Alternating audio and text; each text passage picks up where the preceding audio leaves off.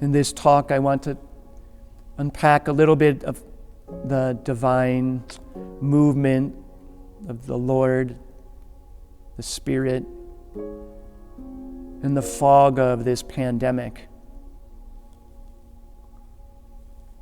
in the fog of this time of fear.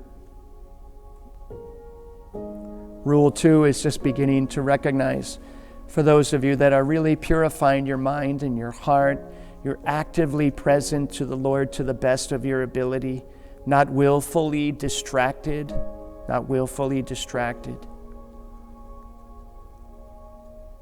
And you begin to sense that in this fog, there's been these little biting moments that have just slowly sort of sapped your energy, sapped your vision.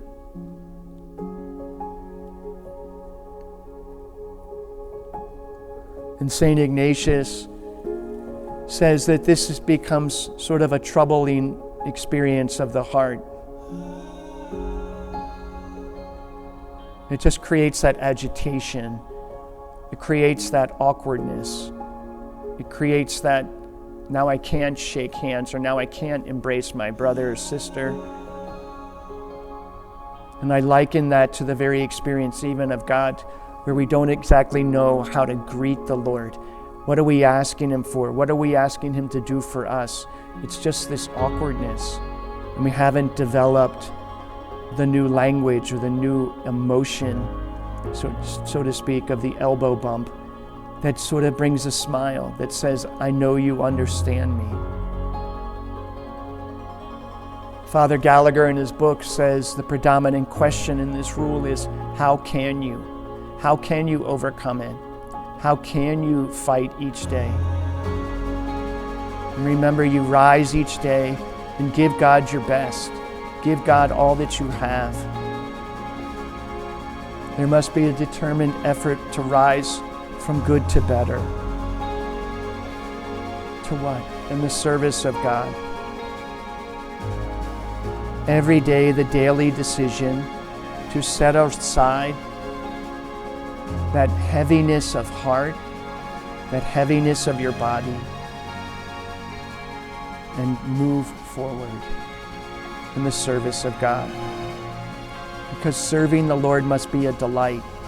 It should not be an obligation. Serving your families and those in your life is not oppressive if you are free.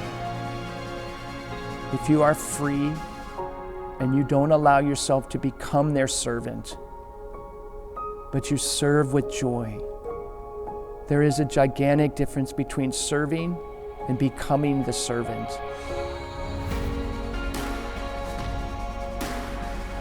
With diminished spiritual energy, it's awfully hard to remain focused in the Eucharist.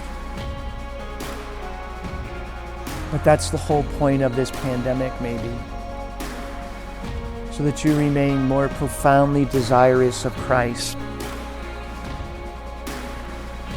Lord Jesus, we thank you for this time of prayer. I pray that they will receive this grace and break free from the lukewarmness that this pandemic has created.